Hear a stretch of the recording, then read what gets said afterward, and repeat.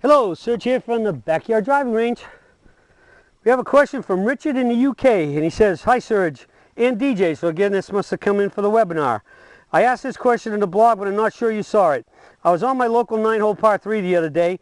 I was hitting the tee shots quite solid, but they were finishing left and right of the greens, and I was finishing very unbalanced. Sounds like you were a little bit out of control there.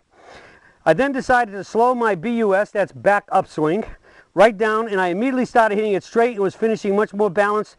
It's working for me because I just did my best ever round, 28. My question is, can the back upswing become too slow, and what problems could arise from this? Thanks for all your help, much appreciated.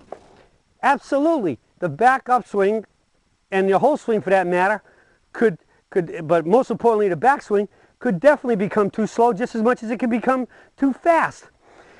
We each have our own inner mechanism of speed, and I think sometimes all you have to do is just look at yourself. How do you basically walk every day? How do you talk? I mean, are you a high dominant personality, or are you a more laid back person? So I think our personality is somewhat reflective of what our golf swing should be.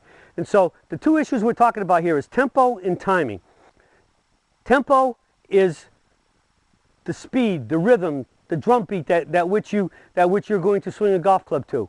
And again, I think that's very inherent in what your inner mechanism is. Do you walk fast? Do you talk fast? Or vice versa? Do you talk more slowly and walk more slowly? Do you do things through your whole life more slowly versus fast? So I think your tempo will somewhat mirror your overall daily life. Now, tempo, again, as I said, is the drum beat. What drum beat does our brain run to or move to? Timing is the proper sequential movement of the parts of the body. All right? Timing is very dependent on tempo. If you don't maintain a proper tempo, there's no way you can have the proper timing. Because again, if your brain is a more slower moving brain, and all of a sudden now you're starting to swing too fast, it'll throw your entire timing off. And vice versa. If your timing gets too slow, then it can still throw it off. So the whole thing is finding out what your tempo is, which will help create your timing. So yes, it can be too fast and it can be too slow. That's why I guess, like everything in life, it needs to be just right. And how can you tell what that is? You can maybe start some kind of a count for yourself in terms of when you swing, you go 1, 2, 3 impact, or 1, 2, 3, just hum a song. Do a count, whatever you can create that's going to give you a good mental image in your mind, as well as creates the speed or the timing that you have to, and the tempo that you have to make a good swing.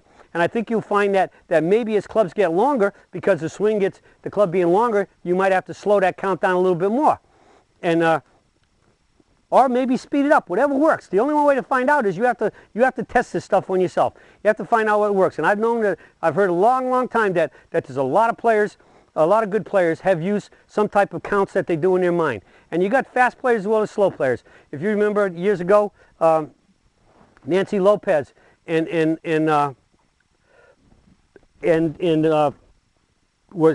Bob Murphy, very slow timing, especially getting all the way to the top of the backswing. They almost paused. And then you have, like, Tom Watson was a relatively fast player. In this modern era, you got Brent Snedeker. And I mean, you just listen to Brent talk. I mean, he can actually talk faster than me.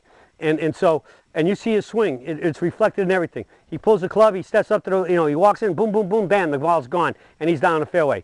And so I think you just look at yourself, will tell you what you need to be, and then experiment with it. And I think having some type of count or humming a song or whatever can really help you out. And once you get that becomes your mantra that you do when you start every swing, and you go through that count.